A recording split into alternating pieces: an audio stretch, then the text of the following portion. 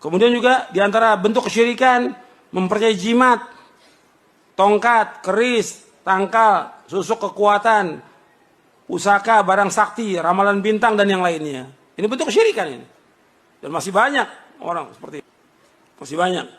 Dan masih percaya kepada yang seperti ini nih, jimat-jimat, barang-barang pusaka dan segala macam. Enggak ada dalam Islam, enggak ada seperti itu. Benda-benda itu tidak punya kekuatan sama sekali, enggak ada dalam Islam. Yang punya kekuatan hanya Allah Ta'ala. Benda itu enggak punya kekuatan sama sekali. Enggak ada dalam Islam. Bahwa benda itu bisa punya kekuatan, bisa menangkal ini, enggak ada dalam Islam. Jadi masih banyak kepercayaan-kepercayaan ini masih ada. Kemudian juga ramalan bintang masih ada nih di antara anak-anak yang masih sekolah. Mungkin juga di antara bapaknya juga masih ada. Kalau nulis tanggal lahir, alamatnya, hobinya, bintangnya. Bintang. Ini kan masih percaya berarti dia ini. Sama seperti ini. Masih percaya kepada apa? Kesyirikan. Masa bintang bisa ngatur nasib manusia? Ini akhirnya tidak waras. Gitu. Tidak waras. Masa bintang bisa ngatur nasib manusia? Yang ngatur nasib manusia apa? Allah Rabbul Alamin. Bukan bintang, bukan kiai, bukan ustadz. Nggak ada yang bisa mengatur nasib manusia kecuali hanya Allah saja.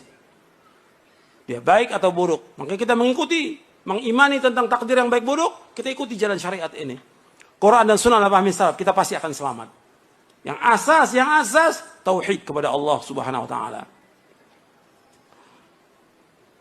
Syirik merupakan kemaksiatan yang paling besar, kezaliman yang paling zalim, dosa yang paling besar yang tidak akan diampuni Allah jika pelaku syirik itu mati di atas kesyirikan dan dia tidak bertaubat. Saya ulangi lagi, tolong dengarkan baik-baik.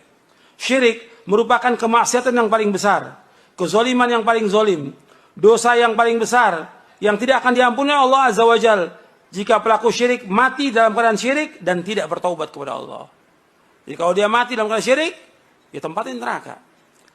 Tapi kalau dia bertaubat kepada Allah, kalau bertaubat semua diampunkan. Orang melakukan dosa riba, melakukan dosa zina, dia melakukan dosa-dosa yang lain, minum khamar, kemudian dia syirik, dan pernah dia pakai tangkal-tangkal jimat-jimat, kemudian dia buang semuanya, dia taubat kepada Allah, diterima. Di sini syaratnya yang ayat dalam surah An-Nisa ayat 48 berkaitan dengan orang yang mati dalam keadaan syirik, nggak akan diampuni dosanya Allah. Innallaha yaghfiru yushraka bihi wa yaghfiru ma duna dzalika liman yasha. Wa may yusyrik billahi faqad iftara itsman 'azima. Sesungguhnya Allah tidak akan mengampuni dosa yang berbuat syirik. Barang siapa berbuat syirik, maka sungguh dia telah berbuat dosa besar yang paling besar. Ini bagi orang yang tidak taubat, mati dalam keadaan syirik. Kalau dia taubat, sekarang ada orang dia berbuat kesyirikan, di akhir hayatnya dia taubat dengan taubatan nasuha, diterima oleh Allah taubatnya.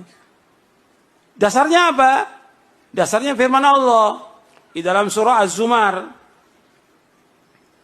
Untuk melihat dalam surah Az-Zumar. Az-Zumar surah yang ke-39. Allah menyebutkan, "Qul li'ibadiyalladzina asrafu 'ala anfusihim la taqnatu min rahmatillah, innallaha yaghfiru dzunuba jami'a, innahu huwal ghafurur rahim." Dalam surah Az-Zumar surah 39 ayat 53. Qul ya ibadiyalladzina asrafu 'ala anfusihim la taqnatu min rahmatillah, innallaha yaghfiru dzunuba jami'a, innahu huwal ghafurur rahim. Katakanlah, wahai hamba-hambaku yang telah melewati batas diri mereka, janganlah kalian putus asa dari rahmat Allah. Sesungguhnya Allah mengampuni semua dosa. Yaghfiru dzunuba jami'a, semua dosa termasuk syirik Allah ampuni. Kalau dia masih apa? Masih hidup. Artinya dia bertobat sebelum dia meninggal dunia. Kalau dia sudah meninggal dunia, dia berbuat syirik, nggak akan diampuni oleh Allah. Paham ya? Ini kaitannya dengan orang yang masih hidup, dia bertobat kepada Allah dengan taubatan nasuha. Allah mengampuni semua dosa. Innahu wal ghafurur rahim. Sungguhnya Allah itu Maha Pengampun dan Maha Penyayang.